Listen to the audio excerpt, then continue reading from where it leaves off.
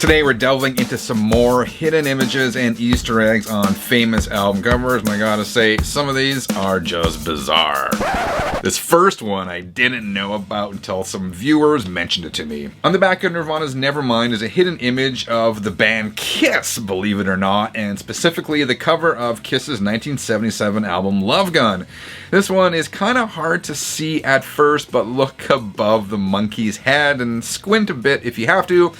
Once you know what you're looking for, it is pretty obvious. Keep an eye out for Ace Frehley's crossed arms. That is the most noticeable aspect. In a 1992 interview, Nirvana frontman Kurt Cobain confirmed the presence of the Kiss image, saying, "If you look real close, there's a picture of Kiss on the back, standing on a slab of beef." I can't really see the beef, but the band, yeah, I can see it. Does this mean Cobain was a fan of the band Kiss, or was he just having some fun? That's debatable, but Nirvana did cover the Kiss song Do You Love Me back in 1989.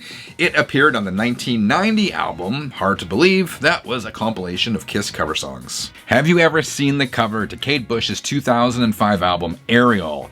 At first glance, it may look like a picture of rocks against the sunset, but in reality, it's an image of an audio waveform of a bird song placed against a sunset. Nerdy stuff, but kind of cool. It's a reference to the blackbird chirping through the final song on the album's second disc. Next up is Rush's 1981 album Moving Pictures. This one is not so much a hidden image, but a clever triple entendre. I really dig it.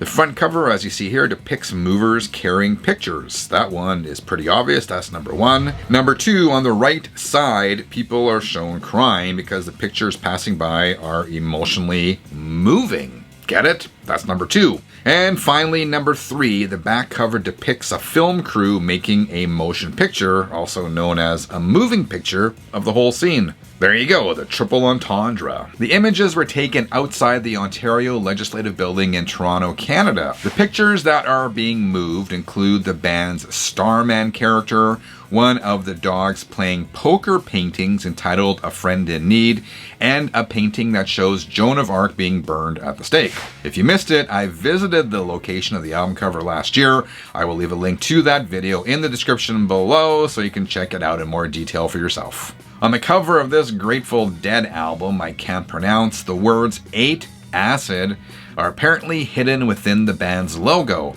Others believe it says "We ate acid." Is this an urban legend or a cleverly hidden message? I don't know. You decide. By the way, I have a whole series of videos on album cover artwork. The videos explore hidden images, secret messages, controversial artwork, and more. I touch upon album covers from a wide range of bands, including the Beatles, the Stones, Alice Cooper, Def Leppard, the Beastie Boys, and tons more. They are all on one playlist. I will leave the link below this video. Iron Maiden had some of the best album covers ever, particularly back in the 1980s. In a recent video, I talked about some of the Easter eggs in the Somewhere in Time record. Well, 1984's Power Slave also has some really cool Easter eggs. The album features an ancient Egypt-themed cover designed by Derek Riggs. In the bottom left-hand corner of the cover, above that first Sphinx there, are the words, "Indiana Jones was here, 1941. Right next to that, we see what appears to be Mickey Mouse. I'm not sure how Disney feels about that. A little higher up is written "What a load of crap" in all caps, and "What" is spelt W-O-T. In the bottom right-hand corner of the cover, you see the inscription "What? No Guinness," a reference to the beer, of course. And finally, above that is the word "Bollock." As a complete side note, have you ever noted the resemblance between the cover of Power Slave and the cover of the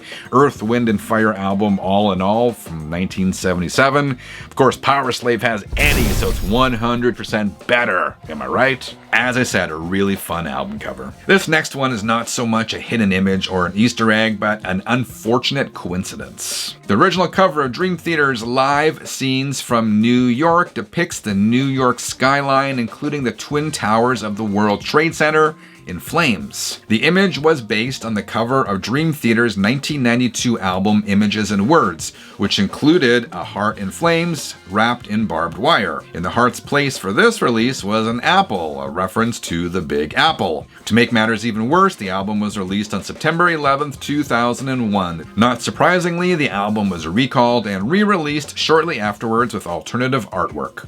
This next idea is kind of overdone, but I still wanted to include it in this video, and that's the whole skull illusion thing. You know, when you see an image within an image, kind of like the cover to this Def Leppard album, Retroactive. Most of these album covers owe inspiration to artist Charles Allen Gilbert, who's perhaps most famous for his drawing titled All Is Vanity.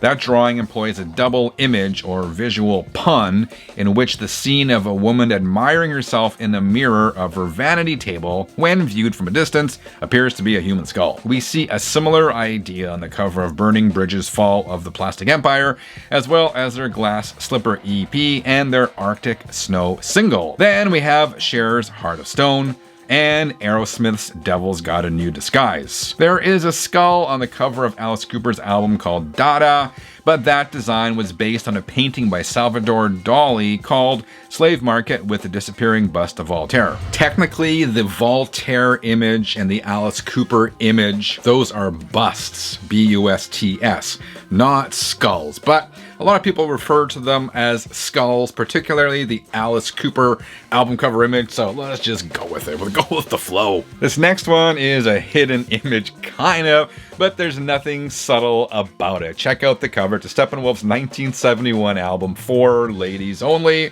That hot rod definitely looks like something else. Well, so what? But what's wrong with being sexy? Alright, 33ers, remember to check out my playlist featuring videos about album cover artwork. There's a ton of cool stuff there. I'll see you there in a moment. Until then, keep on spinning.